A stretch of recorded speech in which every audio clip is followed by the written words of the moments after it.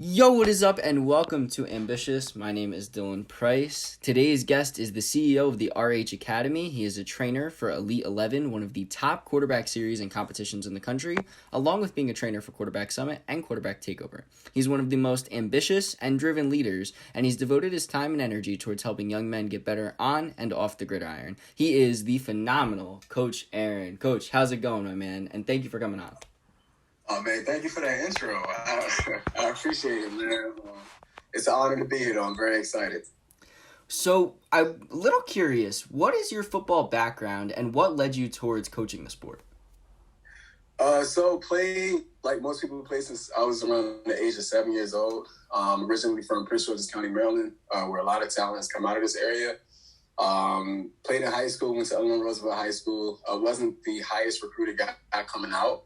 Had a couple Division I AA opportunities, D2 opportunities as well. My college career, I went to a total of 4 different schools, pursuing this football dream before overall I just kind of phased out. I finished graduating at Towson University and graduated there in 2015. Played the quarterback position, played the wide receiver position, but I just realized rather early that I had a knack for really kind of teaching the position of quarterback. It just came really kind of natural to me. And so when I was trying to figure out what I wanted my next steps to be post-grad, I really started to look around and kind of figure out, what things interested me. I started to see a lot of similarities, between myself and a lot of my former teammates where, there wasn't really, the next steps weren't really laid out for us after we were done playing the game of football. And so from there, I kind of took it upon myself to want to create a program that I wish I would have had that would have helped me, transition a little bit more easier. And that's when I came up with the concept for RH Academy. At what age did you launch the Academy, and how did you go about initially launching the Academy? Yeah, back in 2017. So I was, I think, like 24, like 23, 24 years old. And really, I was doing security at the time. I was working at the State Department, and I absolutely hated it. I knew that wasn't what I was put on this earth to do. You know what I mean? Like standing on post for 12 hours just in 110-degree heat wasn't really the way I envisioned my life. And so for the first time in my life, man, I took 5 sheets of paper and I wrote down all my dreams, goals, and aspirations. And kind of like how I just said, I just realized that there wasn't really a program that was in place to help guys transition, to life after the game. And so you see guys struggle with that at the NFL level, but, there's a ton of people who don't make it to that level who still go through that same type of hard process. And so I just wrote down all my dreams and aspirations, and, I figured out the lane that I wanted to be in. Once I figured it out, it was about carving out my niche. And I realized, I was really great at connecting with athletes and getting them to want to aspire to be more than just an athlete, but really help them identify what their true identity was outside of playing the sport. And that was how I came to RH. And RH stands for Respect and Honor Academy, for those who don't know. Now, in prior interviews I listened to, you said the focus for you is on develop the young men on and off the gridiron. What exactly 100%. led you towards that exact ambition of developing them on and off the field? Yeah, no one talks about it. When a child is growing up and people ask them what do they want to be when they grow up, ones that play sports typically is, I want to go to the NFL. And people kind of leave it at that. And so because of that, there isn't any push to help them figure out who they are outside of the sport. And so it's hard for a lot of people once the sport is taken away from them. It's hard for them to transition. And so with us, we do things like small business development. We do, character development courses. We do college tours. We do, different marketing exercises with the kids just to start to get them to view themselves larger, than this just athletic realm. And help them start to think outside of the box of other potential careers that may interest them. And if we can help them pinpoint that and figure that out at 14, 15, 16, then they're really ahead of the curve. So what is the exact age range you coach the guys from? So me specifically, I go literally from age around 7 all the way up to the professional level. Wow. So you have them and get to see them grow for a long time. It's a beautiful thing. Absolutely. So that was one thing I did want to touch on. When you see one of your students blossom and begin to show growth on the field and off the field, can you kind of describe and put into words how that makes you feel? Amazing. You grow a bond with the child, and some stick around, some don't, some go on and, go other walks of life. That's kind of just like the nature of the beast that, we're a part of. But when you're able to see a child, really kind of grow up and figure themselves out and start to walk on their path and do it the right way with integrity, it's a blessing. And to know that I've been able to play a part, in so many young people's lives, it really reassures me that I'm doing what I was put on this earth to do. Well, that's one thing I wanted to hit on as well. In doing background on you, you described yourself as a servant and feeling as though you were put on this earth to change lives and serve your community. At what point in your life did you realize that that was your destiny? Early, really early. My father, he was big on that. Always making sure. One of our favorite quotes is "Service to others is the rent we pay while here on earth." And so, that was something that was really kind of instilled in me early, seeing him, whether it was donating to doing food drives for the homeless on Thanksgiving, whether that was doing coat drives, whether that was, getting toys together to donate to kids' hospitals on Christmas. That was something that was just kind of instilled in me at a very early age. And then just as I continued to grow, understanding the importance for me to give back to my community. And one of the things that I just want to show is, like, you don't have to be 40, 50, 60 years old. You don't have to be a millionaire. Like, start where you're at, and start with whatever capacity that you can do it, and you'll be amazed at the type of impact that you can have. When you began the academy, and even growing up, did you have, I know you just mentioned your father, but did you have any other role models or idols that you kind of looked to when you were younger and when you launched this academy? Yeah. My brother-in-law, he played a big influence. My mom, of course, she played a huge influence as well. And then heroes, man, Muhammad Ali, he's a big hero of mine. The late, great Nipsey Hussle, rest in peace. He was another huge, influence of mine. Someone who just understood the importance of giving back to other people, but more importantly, the importance of being an example. It's hard for some people, if you never had an example, it's kind of hard to view yourself in a different light. And so our job is to become that example, to eliminate the excuse. So if a kid can see me succeed, then, there's no reason why they can't succeed when we come from the same area or same situation. Become the example to eliminate the excuse. That's a really, really good thing to teach, and a really good approach, I think, in general to teaching. So kudos to you. When you 100%. I guess go about teaching the kids, and not even kids, some of them are up in the pros, but when you go about teaching them, how do you encapsulate those ideas of Ali and Nipsey and even everything your family's taught you as you kind of try to pass that down to the young men you're teaching? Yeah, I think the most important thing is to speak the child's language. That's the most important thing. Because you don't want to come off preachy, for lack of a better phrase. And different people come from different backgrounds, so you have to understand what do they best respond to. So some people can respond to quote unquote direct correction. Other people, you have to go in a roundabout way. And so I think for any person who's in a position of leadership, like, that's one of the tell signs of a leader. Like, can you speak to different people at different levels, but still get the same result out of them? And so that's one of the biggest things with me. I try to first understand the child's background, understand what do they respond to best, and then kind of customize my approach to make sure that I can reach them. Have you ever had struggles with relating to individuals? With relating, some people are a little bit. Some people are a little bit more guarded than others. You would say, and that is, it just depends on whatever people have gone through. And so I think the task becomes, being patient in that process and not losing, the will or desire to help. We can't help everybody, but we sure can try. And so, the best that we can just remain patient in that process and be a resource for a person to assist them on their journey. People go at different paces. People go at different speeds. It's our job still just to be a consistent factor in their life.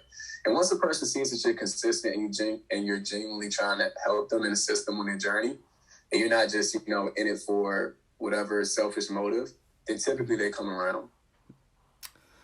Now, shifting gears a little bit here, negativity is something that is extremely prevalent in society today due to social media and all other facets. How do you yourself first deal with negativity? And then secondly, how do you teach your students to kind of deal with that? I have a motto. I focus on me while they focus on me. That's like the biggest thing I tell myself all day, every day. It's the biggest thing I tell my kids. Like, And I would tell to anybody, like, it doesn't matter what's happening in the ocean. The only way the boat sinks is if the water gets inside the boat. And so keep the water out the boat and you stay afloat. And so as far as negativity, I don't let it get to me. People are always gonna have something to say, but again, unless the water gets inside the boat, the boat will stay afloat.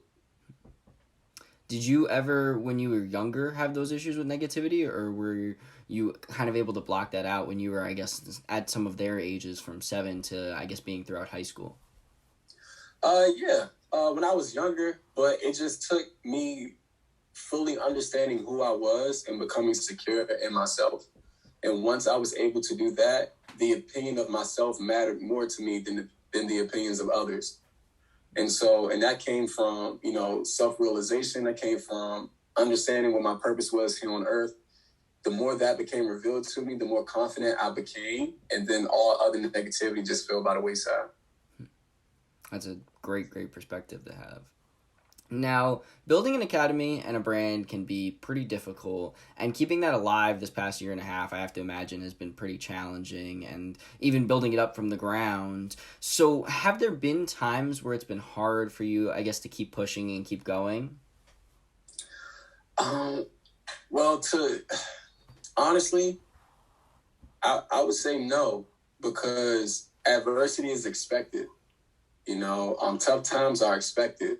And so anytime you're trying to achieve, greatness, which is what we're after, you have to expect to be tested along the journey. So anytime we hit a roadblock, well, not even a roadblock, we call them speed bumps, those were anticipated. And so when it came, it was just proof to us that we were moving in the right direction. And so for anybody who's trying to achieve something, you're going to have setbacks. That's a part of it. But for what it is that you're going after, life has to qualify you to be able to get it. And, it has to test you to be able to make sure that you can handle it. And so if it's an easy process, be conscious of that, because something is bound to happen. When you look back on your life and the coaches you had throughout your time playing sports and participating in different things, if you had to kind of narrow the focus to one lesson that you would say is the greatest you ever received from a coach, what would that lesson be? Be a leader, not a follower. And it's so standard, but Dwayne Thompson, that was the coach who said that to me when I was a kid. I actually played with his son, Dwayne Thompson Jr. But that was probably the most impactful thing that he said for me. Because there was a time where, just being a kid trying to figure out your path, and, sometimes it's a little bit difficult to walk alone just because you want to feel accepted. And so I think he saw that happening with me, and I was kind of at a crossroads. And he pulled me aside one day and literally told me, Aaron, be a leader, not a follower. You're different from the rest. And so that really stuck with me over all these years. Have you had times since that moment where you've struggled to, I guess, reiterate that lesson to yourself? Or has it always just been steadfast? You've kind of known what you want and been a trailblazer and marched to the beat of your own drum? Since then, honestly, and then of course, after I went through my self-rediscovery phase, I've just been focused. I don't really pay attention to what happens outside of what it is that we have going on. I believe we're all here for a finite amount of time, and we have to maximize our time while we're here. So what other people are saying, what other people are doing, I honestly, if it's not benefiting the betterment of society, if it's not helping us align with our goals, etc., I don't really pay attention to it. I think too often people place value on things that shouldn't be valued. And you miss out on a lot of opportunity when you do that. And so the more you focus on yourself, the more you focus on what it was that God placed inside your heart, the further you'll be able to go. There's a lot of amazing things you've just said, but one thing that just resonated me with the finite perspective, I feel like a lot of people nowadays definitely think that their life's not finite, that they can kind of just go on, carry it about, and everything happens for a reason, it'll all work itself out. How do you teach these young men who kind of get bred and see that kind of world where things just happen for people, like these influencers that just kind of come into success? How do you teach them that, life is finite, you need to make your impact while you're here and not just let things happen to you? It's all about offering, real life experiences, and offering that perspective, and we can't lie. And I think that society tries to lie and pacify people, and that's just not the case. It's not reality. You know what I mean? And so the more that we're able to provide real life examples and put kids in situations that force them to use their critical thinking and force them to think outside the box and understand, the opportunities that they have, that they won't be here forever, then I think the better prepared they'll be to take life a little bit more serious and not, kind of just lollygag around and think that they have time. I hear that message a lot. You still have 10 years, and 10 years will be my age. We don't know if we'll be here 10 years from now. And so, with that being said, let's make the most of every day that you have, because somebody somewhere is in need of your gift. And the longer that you, prolong it, the longer they are without it. And so that's really kind of a approach I like to take. And that's something I really like to instill with people. Now, that's one thing that I think you hear a lot of days too, of people saying, at some point I'm gonna chase this dream, I'm gonna do this, and then at some point, I'll do all this. And not prolonging it's a great message. And it ties really perfect into my next question here of asking you, if you had to look 5 years down the road at a goal that's kind of ingrained in your brain of this is what I want to have accomplished by that point in life, what would that goal be? My program is in 11 major cities across the country. That's what we're working towards. We're in Detroit, we're in Texas, we're in Los Angeles, we're in Chicago, we're in Philadelphia, we're in New York. These are the locations that we're looking to expand to. Where kids need a voice, where they need representation, where they need access. Where they need, of course, to be sharp in the realm of football, but also, get the other things as well to help make sure that they're well-rounded individuals. So that's definitely what our goal is.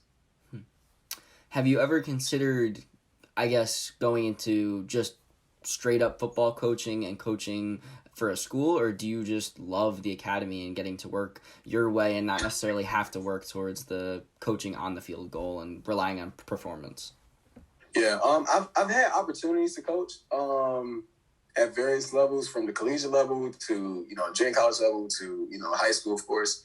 And of course, like youth sports, but that's not really my path. I feel like I could have a way bigger impact doing what it is that I'm doing now.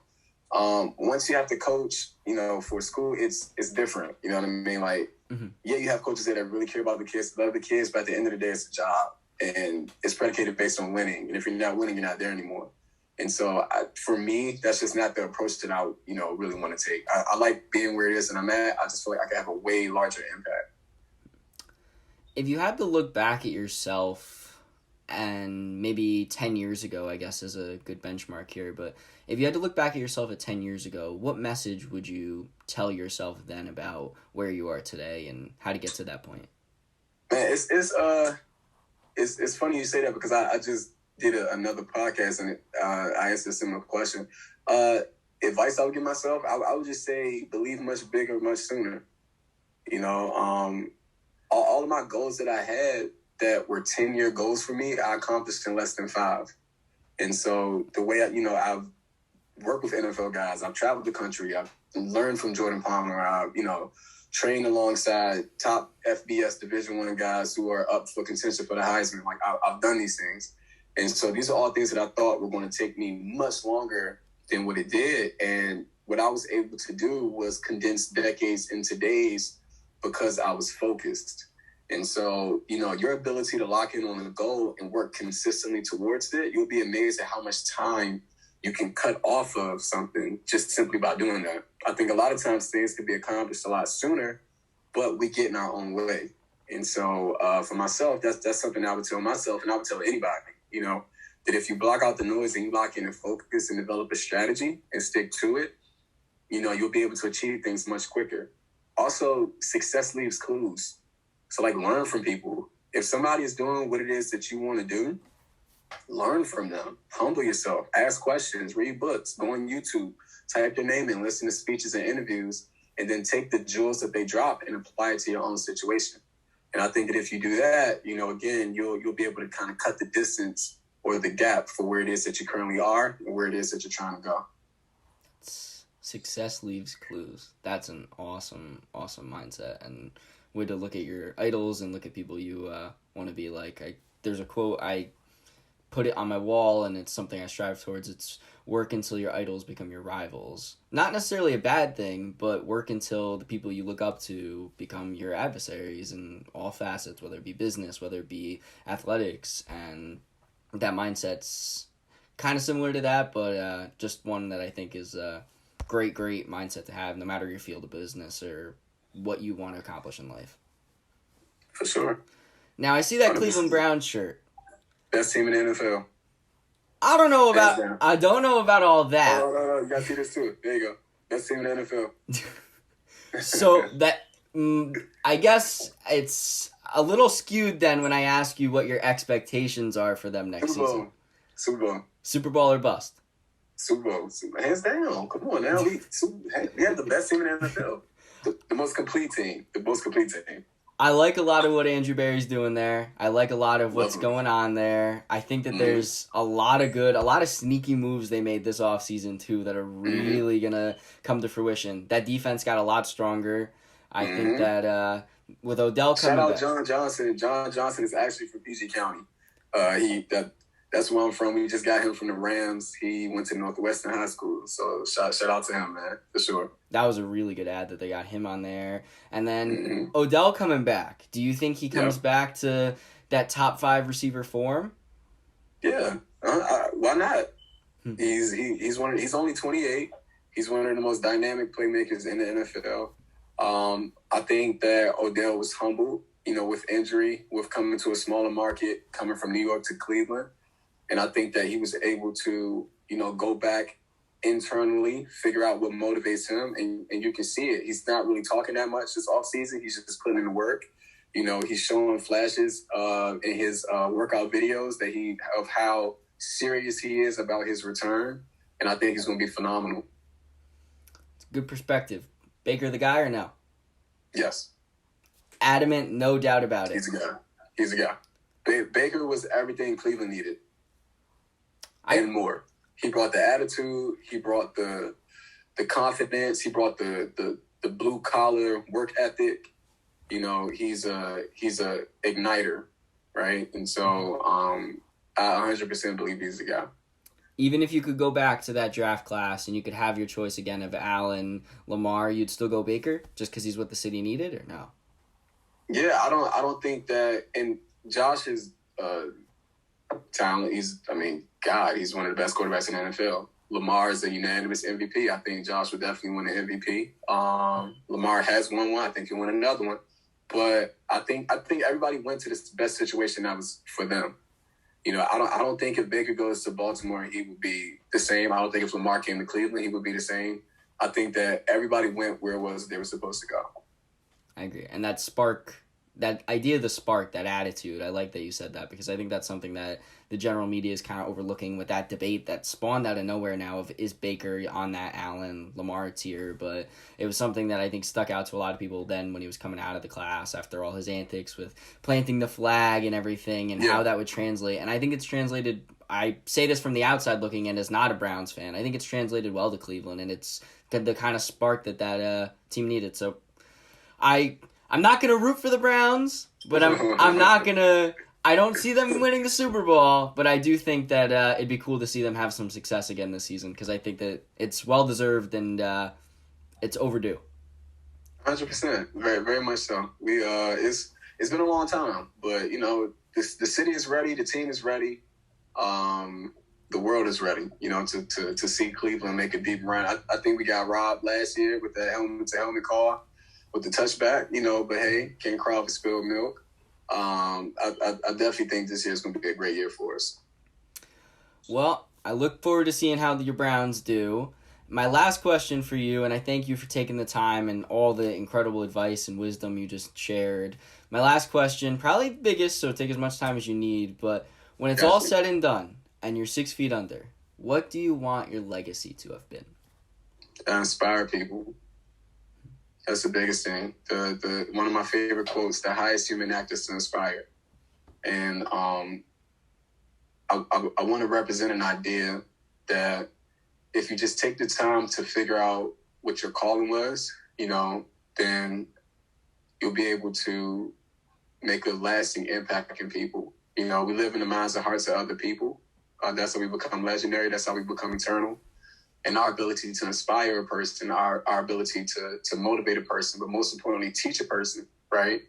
Show a person the steps that we took to allow us to become successful so that they therefore can then do the same thing for themselves. I think that's overall how the world becomes a better place. And so when it's all said and done and I'm not here anymore, I want the message to still stay here. And I want people to be inspired from it and take it and go much further than I ever could have dreamt of. I don't know if there's a better way to close off on what you just said. That was a awesome answer to that question. One of the best I think I've ever received in 106 episodes of doing this now. One of the best answers I've received to that. So thank you. And now the red carpet is rolled out. Please feel free to plug away on all the incredible things you're doing, your social medias, the websites, everything that you do, and where everybody can find you. Yeah, definitely, man. Again, well, first and foremost, thank you for the opportunity to share your platform. I think what you're doing is amazing. How old are you? If you don't mind me asking. I'm 17. Bro, this is amazing. This is amazing. You're 17 years old and you're embarking on your journey, and the fact that you figured it out this early, I was 24 when I figured it out. And so all you're going to do is serve as the inspiration, more importantly, an example to another 17-year-old that they can do it as well. So keep going, and take it much further. I would just say, man, you can follow me on social media on Instagram and Twitter at Coach Aaron RHA. So Coach Aaron Aaron RHA. You can get us. My company page is RH Academy _. You can visit us online www.therhacademy.org. So therhacademy.org. It's just, I would just say for anyone who's out there who's unsure about what their path is, take time to figure yourself out. Listen to that internal voice. Whatever that reoccurring thought is that won't go away, that's what you was placed on this earth to do. And then it's your job to open your mouth, and ask for help. The squeaky oil gets the wheel. I'm sorry. The squeaky wheel gets the oil. There we go. And, ask questions. There's people that are, assigned on earth to assist you, but they can't help you until they know that you need help. And so with that being said, man, thank you so much. It's been a joy, to be on your show. I wish you nothing but the best. Thank you very much. And ladies and gentlemen, that was the incredible Coach Aaron. Thanks again.